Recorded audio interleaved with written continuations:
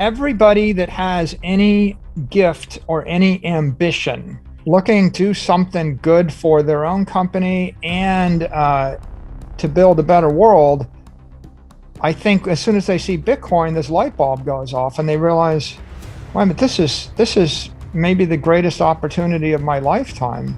Bitcoin and crypto in general plunging again this morning, now threatening Bitcoin at least to break under 30,000 and already below some of the recent lows that we've seen.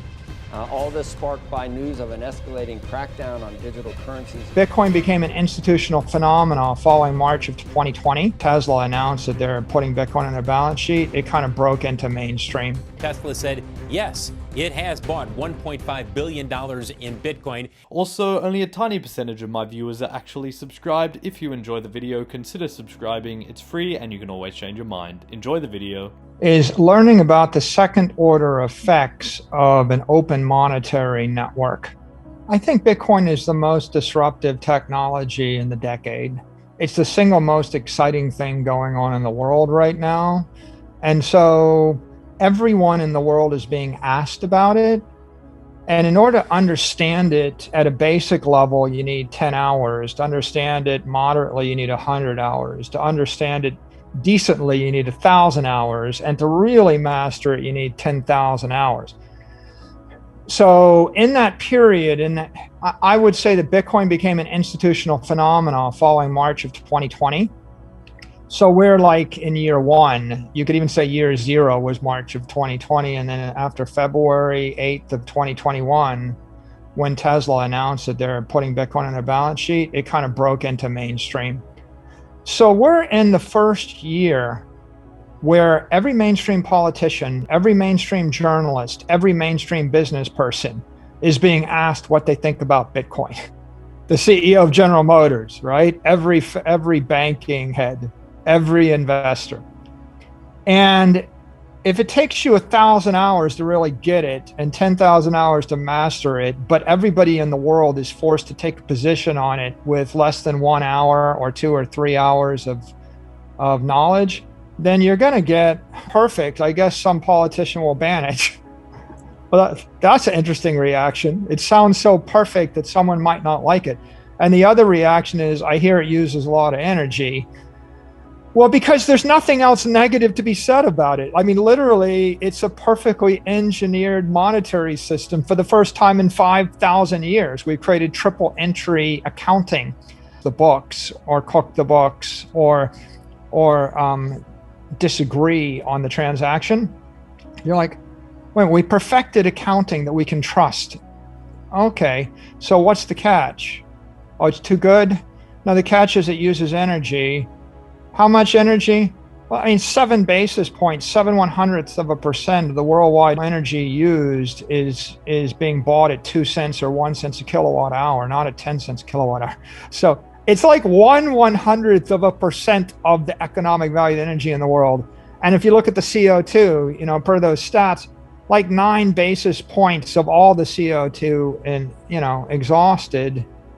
And of course, if you look at energy intensity and you ask Google or Netflix or Facebook, you get out $10. And when you put $1 into Bitcoin, you get out like $180, maybe $200. It's 20 times more efficient than streaming video or search or social media. And if you put $1 into an S&P 500 company, you get out $4. If you put $1 into an airline, you get out 40 cents. So if you're looking for where we really burn energy, it isn't hard to figure it out. It's the planes, trains, automobiles, and the HVAC. And Bitcoin itself, I think it has the claim to many honorifics. One of them, I'll put a period on the end of that. It's the most effective technology converting energy into prosperity we have ever invented. It's also the highest value and use of stranded energy. At this point, with the latest generation of miners, you can generate 40 cents a kilowatt hour on an energy source on the North Pole. You can go to an island that's got a volcano on it. You can monetize it at 40 cents a kilowatt hour. Because Google would have to have these super high bandwidth trunk lines, fiber optic cables to stream their videos, and they can't use all the energy from the volcano. So you're not going to see Google and Amazon and Facebook set up data centers 1,000 miles from civilization. What you are going to see is that every place where there is a waterfall or a volcano or wind blowing and that energy is stranded, then we're going to rescue that stranded energy with Bitcoin, is learning about the second order effects of an open monetary network. I mean, Bitcoin is a digital monetary asset on an open, permissionless network. It's really a thing for the world. So I don't think there's any other asset that I can think of where every intelligent person that understands it, and that's a subtlety. If we had bought 1 million acres of land in Texas, I wouldn't have computer programmers in Singapore trying to figure out how to drive up the value of my land in Texas. And if we had bought, I wouldn't have people in China and Russia and Europe and South America figuring out how to harness the power of volcanoes in order to drive up the value of my Apple stock. You wouldn't have big tech companies trying to figure out how to, drive up the value of that asset. So unlike gold or bonds or equity or real estate, this is truly a global open phenomena. Anybody can participate in it. If you have money, you can bring the money to bear to drive up the value of the asset by buying it. If you have technology like Square or PayPal, you can bring the technology to bear by integrating Bitcoin into your technology, helping yourself and the asset. If you're a trader, you can short the future, buy the spot, lock up the asset, drive up the price of the asset. And you can do that anywhere in the world. So everybody that has any gift or any ambition looking to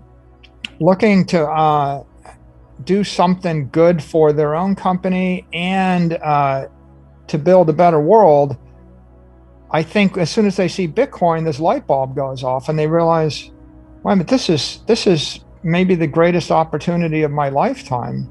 And I knew it was, when we bought it a year ago, we bought it as digital gold. And we thought, well, this is a better gold than gold. And I've waxed philosophical about that many times. But I think that the thing that came in the next 12 months is not just digital gold, it's digital gold on an open monetary network, which means that hundreds of millions of people are going to be thinking really hard about how they enhance the value of that gold. And because you can program it, and because you can upgrade it, and because you can integrate it into an insurance company or an exchange or a mobile app or a device or a government or a corporation or an insurance policy, that means that you've just got every intelligent, progressive person on earth that understands it, figuring out how to upgrade it. I don't think you can say that about anything else on this earth.